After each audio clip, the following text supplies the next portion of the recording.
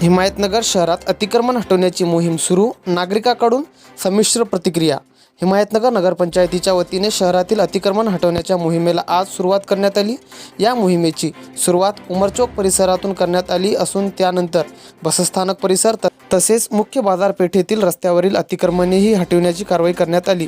नगरपंचायतीच्या पथकाने रस्त्यावर अडथळा ठरवणारे फेरीवाले, अनधिकृत रोड, दुकानासमोरील वाढीव बांधकामे आणि वाहतुकीस अडथळा निर्माण करणारे साहित्य हटविले। या कारवाई दरम्यान काही व्यावसायिक आणि गरीब नागरिकांनी विरोध दर्शवला आणि आपली भूमिका मांडली, तर अनेक नागरिकांनी शहरातील वाहतूक सुरळीत करण्यासाठी आणि पदचाऱ्यांना मोकळा मार्ग उपलब्ध करून देण्यासाठी ही कारवाई आवश्यक असल्याचे सांगत नगरपंचायतीच्या या निर्णयाचे स्वागतही केले।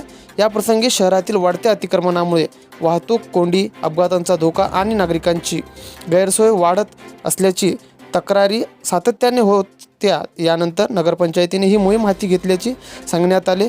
या प्रसंगी हिमायतनगर शहरातील पोलीस निरीक्षक आणि कर्मचारी उपस्थित होते। याचबरोबर हिमायतनगर शहरातील नगरपंचायतीचे अधिकारी काटकर यांनी आपली प्रतिक्रिया दिली। माझं नाव नरेश काटकर, मी स्थापक अभियंता नगरपंचायत हिमायतनगर। आज शहरामध्ये हिमायतनगर शहरामध्ये सार्वजनिक रस्त्यावर मोठ्या प्रमाणात अतिक्रमण झालेलं होतं। रस्ते अरुंद झालेले होते, त्यामुळं रहदारीस अडचण निर्माण होत होती। नागरिकांच्या मोठ्या प्रमाणात या ठिकाणी तक्रारी नगरपंचायतला प्राप्त झालेल्या होत्या। रस्ते नालीवर अतिक्रमण असल्यामुळं सध्या पावसाळ्याचे दिवस आहेत, नाल्या वगैरे तुंबलेल्या आहेत, त्यामुळं नाल्यावरचं जे अतिक्रमण आहे, रस्त्यावरचं जे अतिक्रमण आहे, जे समजा आपल्या सांडपाण्याचा निचरा होण्यासाठी जे अडचण निर्माण करत आहे किंवा रहदारीला जे अडथळे आहेत, ते आपण आज या ठिकाणी पोलीस प्रशासनाच्या बंदोबस्ताच्या उपस्थितीमध्ये नगरपालिका प्रशासन अतिक्रमण निर्मूलन करण्याची कारवाई या ठिकाणी आज करत आहे। यामध्ये प्रामुख्यानं उमर चौकामध्ये मोठ्या प्रमाणामध्ये अतिक्रमण होतं। त्यानंतर बाजार चौक असेल, धर्मेश्वर मंदिराच्या समोरचा एरिया असेल, त्याच्यानंतर आपला ग्रामीण रुग्णालयाच्या समोरचा जो परिसर आहे, त्या ठिकाणी देखील रुग्णांना ॲम्ब्युलन्सद्वारे तात्काळ जे काही समजा अत्यावश्यक गंभीर रुग्ण जे होतील त्यांना त्या ठिकाणी जाण्यामध्ये अडचण निर्माण होती। त्यामुळे जे काही 4-5 आवश्यक स्पॉटांचे त्या ठिकाणचं अतिक्रमण आपल्याला या ठिकाणी नगरपंचायत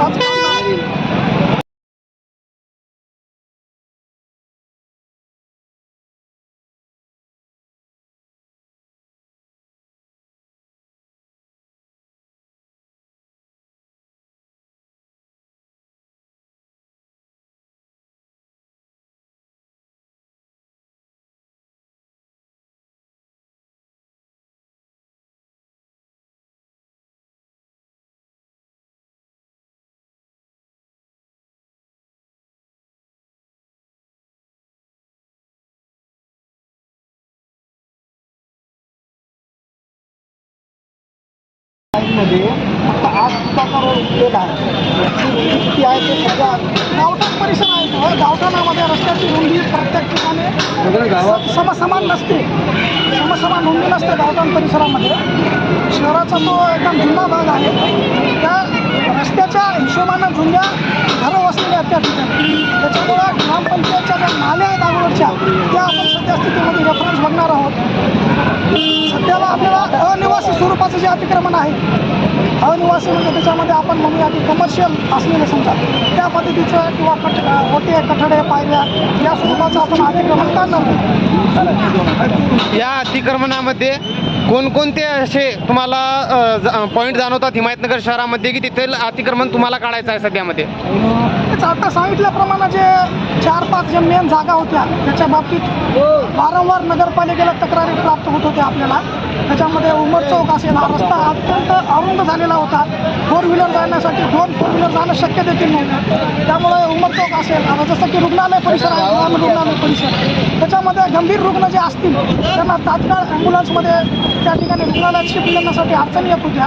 तो सुद्धा एक महत्त्वाचा परिसर आहे आपला। त्याच्यानंतर बाजार चौक, इथंसुद्धा मोठ्या प्रमाणात अतिक्रमण आहे, रस्ता खूप अरुंद झालेला आहे, त्या ठिकाणचं अतिक्रमण काढायचं आहे। त्यानंतर परमेश्वर मंदिरापासून, परमेश्वर मंदिर कमानपासून ते परमेश्वर मंदिरापर्यंत किंवा त्याच्या पुढचा जे भाग आहे त्या ठिकाणी देखील मोठ्या प्रमाणात अतिक्रमण आहे, ते सुद्धा आपण काढणार आहोत। कारण तो रस्ता जो आहे शहराचा मेन रस्ता होता, तोच मेन अप्रोच रोड आहे मेन शहरामध्ये जाण्यासाठी. त्यामुळे तिथलं देखील आपण अतिक्रमण काढणार आहोत. हिमायतनगर शहरामध्ये खूप ठिकाणी धार्मिक स्थळं आणि खाजगी रुग्णालय आणि खाजगी जे जागा आहेत, खाजगी दुकाने आहेत, तिथेही खूप मोठ्या प्रमाणात अतिक्रमण आहे. आणि तो कधी निघणार आणि किती दिवसाचा यांचा तुमचा कार्यकाळ आहे? अतिक्रमण आपण सार्वजनिक रस्त्यावर किंवा नालीवर जे आहे ते आपण काढणार आहोत. मग ते आता परिसर जे आता 4-5 मी सांगितले ते आपलं प्रायोरिटी आहे. त्याच्यानंतर आपण जसं जसं होईल समजा आपली मोहीम तसं तसं आपण काढूया.